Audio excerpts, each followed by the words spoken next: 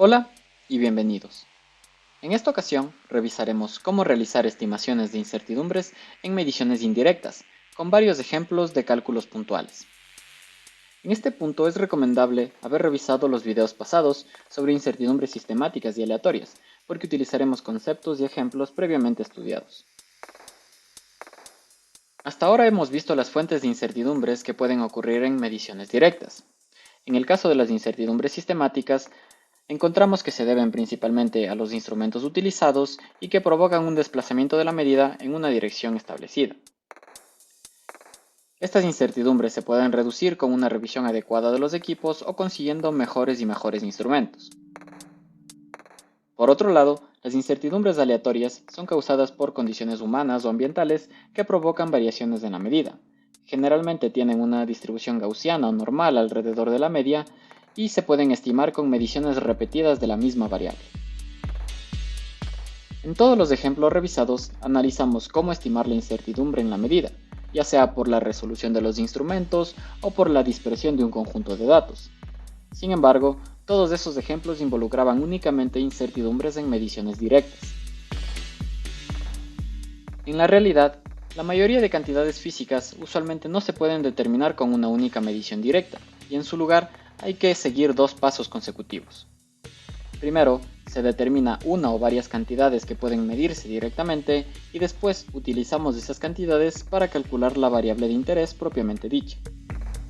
Por ejemplo, para determinar la velocidad de un cuerpo, medimos la distancia que recorre y el tiempo transcurrido para luego determinar su velocidad. Para encontrar el volumen de una caja, medimos sus dimensiones, ancho, alto y largo, y las multiplicamos para determinar el volumen. Para determinar la densidad de un cuerpo debemos medir su volumen y su masa, etc. De hecho, con un poco de análisis nos daremos cuenta de que casi todas las mediciones de magnitudes físicas interesantes involucran estos dos pasos, medición directa y un cálculo posterior. Ahora, si este es el caso, podemos preguntarnos cómo determinar las incertidumbres en mediciones indirectas.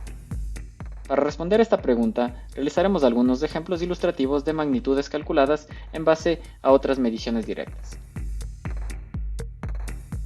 Empezamos con un ejemplo sencillo. Supongamos que vamos a realizar un viaje en avión y tenemos un límite de 10 kilogramos para el equipaje. Al organizar nuestras pertenencias, obtenemos dos maletas, una de 6.3 kilogramos y la otra de 3.5 kilogramos. Sin embargo, la balanza utilizada tiene una resolución de 0.2 kilogramos, por lo que nuestras medidas van a tener asociada una incertidumbre, como se muestra aquí. Ahora, si calculamos la masa total del equipaje directamente, obtendremos un valor de 9.8, pero debido a que las masas parciales tienen una incertidumbre, esto introduce un rango de posibles valores para la masa total. La masa mínima que podemos encontrar se obtiene cuando las dos mediciones se encuentran en su límite inferior, es decir, m1 menos delta m1 y m2 menos delta m2, donde cada delta representa la incertidumbre. De forma análoga ocurre para la masa máxima, en ese caso en los límites superiores. Con el rango de posibles valores podemos darnos cuenta de que aparece este término de suma de incertidumbres con los signos cambiados, en un lado con menos y en el otro lado con más, lo que nos permite obtener la incertidumbre para la masa total. En este caso obtenemos lo mencionado anteriormente. La incertidumbre en la masa total es la suma de incertidumbres de las masas parciales, que resulta igual a 0.4 kilogramos. Para finalizar, podemos escribir el resultado como m igual a 9.8 más menos 0.4 kilogramos. Si recordamos nuestro límite de 10 kilogramos que teníamos para el equipaje, nos damos cuenta de que no podemos asegurar efectivamente que lo vayamos a cumplir, ya que el rango de posibles valores sobrepasa ese límite, a pesar de que nuestra primera intuición nos indique que sí se cumple. En el siguiente ejemplo, queremos determinar el área de un billete para estimar la cantidad de tinta necesaria en las siguientes rondas de impresiones. Supongamos que utilizamos una regla para medir las dimensiones del rectángulo y obtenemos 15.6 por 6.4 centímetros. Pero cada una de estas longitudes tiene asociada una incertidumbre, en este caso de 0.1 centímetros debido a la regla. Esto quiere decir que no sabemos con absoluta certeza las dimensiones de este rectángulo, sino que tenemos un rango de posibles valores. Al principio, sería natural sugerir que el área es la multiplicación simple de la base por la altura, dando 99.84 centímetros cuadrados. Pero nuevamente, la incertidumbre en las dimensiones introduce también una incertidumbre en el área, que podemos verla en esta región sombreada que se indica aquí. Al igual que en el caso anterior, escogemos las dimensiones en los casos límites, tanto mínimo como el máximo, para encontrar los rangos de valores para el área. Finalmente, con ese rango de valores podemos estimar la incertidumbre del área y obtenemos lo siguiente. La incertidumbre en el área es igual a la altura por la incertidumbre en la base más la base por la incertidumbre en la altura, dando un resultado de 2.2 centímetros cuadrados. Realizando un redondeo apropiado, podemos describir el resultado final del área como 100 más menos 2 centímetros cuadrados.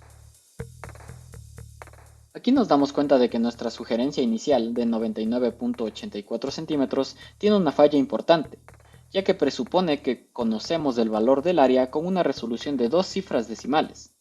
Sin embargo, nuestro análisis posterior nos demuestra que no es así, ya que la incertidumbre que obtenemos es mucho mayor y no nos permite llegar a ese nivel de detalle. Justamente por eso realizamos el redondeo. Para finalizar, vamos a utilizar como ejemplo el cálculo del área de una moneda de radio 1.6 centímetros e incertidumbre 0.1 centímetros. De forma similar, nuestra mejor estimación para el área será simplemente elevar el radio al cuadrado y multiplicarlo por pi, pero utilizamos los límites mínimos y máximos del radio para encontrar la incertidumbre en el área. Si tomamos ese intervalo de valores, podemos concluir que la incertidumbre del área es igual a 2pi por el radio por la incertidumbre en el radio, dando como resultado 1.01 centímetros. Con el redondeo adecuado, presentamos el resultado final del área como 8 más menos 1 centímetros cuadrados. A manera de resumen, podemos decir que en este video revisamos el concepto de mediciones indirectas y mostramos la necesidad de realizar una estimación de incertidumbres en este caso también, ya que la indeterminación en las variables medidas directamente va a introducir obligatoriamente una incertidumbre en cualquier magnitud calculada a base de ellas.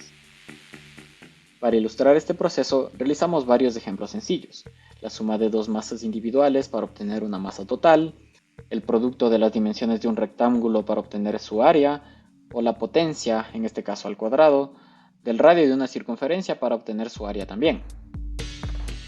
En cada uno de estos ejemplos, mostramos una metodología simplificada, mediante la cual pudimos determinar la incertidumbre en la magnitud calculada a partir de la incertidumbre en las otras variables.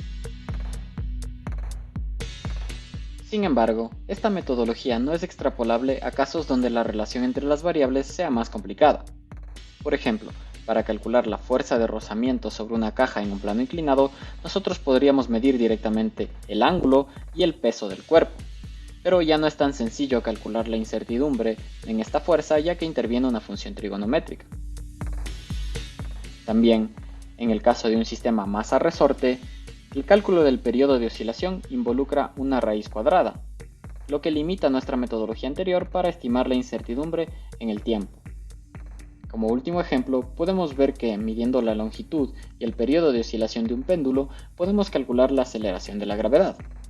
Sin embargo, esta expresión involucra cocientes y potencias, donde ya no es tan sencillo comprender de qué forma la incertidumbre en el cálculo va a depender de las incertidumbres en las otras variables.